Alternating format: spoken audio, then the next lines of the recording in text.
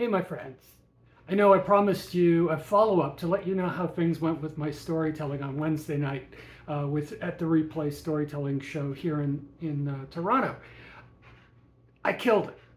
It was amazing. It was fantastic. Um, the audience worked with me on the story. They really engaged with me on it. Even the more esoteric aspects of the story, where it's like, okay, if you're not of a certain age, you're probably going to miss some of this. Um, it was brilliant. It was lovely. I had a fantastic time.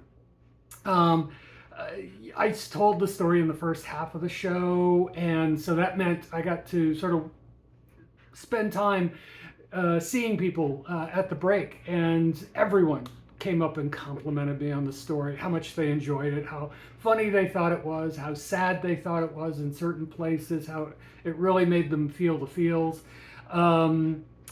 It was about my experience playing a game I know as murder ball, but most people know as dodgeball when I was a kid. And my coping mechanisms to figure out how to not die in murder ball. And it was hilarious because it was, I was making fun of the gung-ho athletic types. And turns out there were a couple of those in the audience. And so, even one of the other storytellers was like, oh my God, you were talking about me, as in he was the guy I defeated in the story. He's like, and look at us now. It's a storytelling show. How many jocks are going to be at a storytelling show? Apparently quite a few.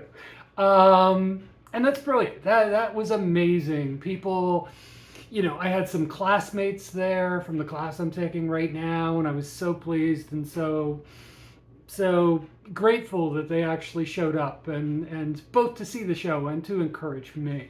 We talked about it afterwards. My storytelling instructor was there. He missed my part of the show.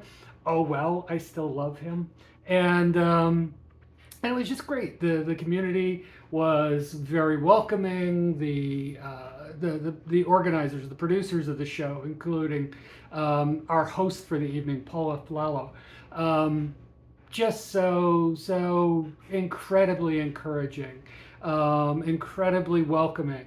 He was so chuffed to see how well things went, not just for the sake of the show, but on a personal level with any of the storytellers. And that's what makes that community so wonderful. I had emails and text messages and what have you from people after the show asking me how it went.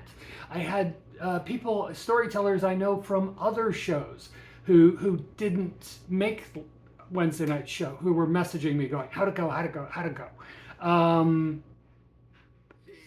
It's beautiful to be part of a community. It's amazing to be part of a community that is so supportive, that is so not egocentric, not me, right? People from other shows celebrating what's going on at Replay, promoting other shows in Toronto, because it's the storytelling community. It really is. These people aren't competing with one another. They're celebrating together on different themes, on different nights of the shared experience. Because again, storytelling is how we communicate. It's how we connect as people, as humans. It's what we share. It's the you don't have to have lived my life to understand my life. It's celebrating the fragility. It's celebrating the vulnerability. It's that bravery of getting up and just putting that stuff out there.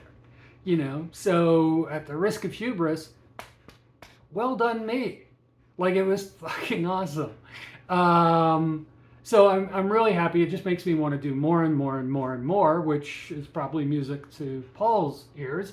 And now I'm just going to start bugging him, which is maybe less of music to Paul's ears, about the next time I can tell stories at the Replay Storytelling, or anywhere else. There's a storytelling festival coming up in the spring, and so I'm going to be all over that by the time that starts. And again, even just connecting with some of the other storytellers at the show. One of them was a novelist who's interested in adapting one of his novels into a screenplay. He's never written a screenplay. He found out from my introduction that I'm a screenwriting instructor. So when we get a chance, we'll get together, we'll connect, we'll just hang and we'll talk about our shared love of storytelling, and I'll give him what I can on ideas about adaptation of novels and finding the movie in the novel. Because they are different media, even though they're both storytelling, and so they have different requirements. But anyways, I'm going to keep this short, if it isn't already too long, just to say I had a blast, and I nailed it. I killed it. I slew.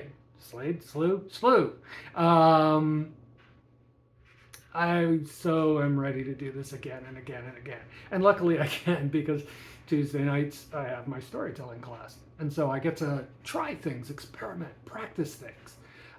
Including for my instructor, Ken Hall. Ken, I will tease you on this. I will kind of try to restrict the bodily motions as I'm telling a story, because I get a little excited, So it was brilliant. I was brilliant. The other storytellers were brilliant. The audience was brilliant. My friends in my community were brilliant, and continue to be so. Excited to do it again. So I know I'm going to have a fantastic frickin' weekend. I'll probably put links to a few of the Toronto area storytelling shows. Come out, check it out. And even if you never want to get up and do it yourself, it's entertaining, it's heartwarming, it's heart-wrenching. Come out and see the shows if you can, or find them locally. I've got friends in U.S. states and across Canada who are now exploring, trying to see if they can find storytelling shows in their areas. I'm confident they exist, even in the smallest of towns. And if they don't, and you're interested, start one. It doesn't take anything. It takes a room, and then just having people stand at one end and people sit at the other. That's the beauty of storytelling. Oral, spoken word storytelling. No special effects. Just tell the stories. So like I said, I'll put some links for upcoming, for websites for some of the shows in the Toronto area, and invite you all to come out. And if you know of others in your area, list them in the comments. Just put the URL. You don't even have to say anything. Just put the URL as a comment, so others can discover storytelling in your area. And who knows, maybe I'll make a pilgrimage to some of the other locations so I can tell stories in your town if you're not in the Toronto area. Have a great weekend. God knows I will. Take care, everybody. Love y'all.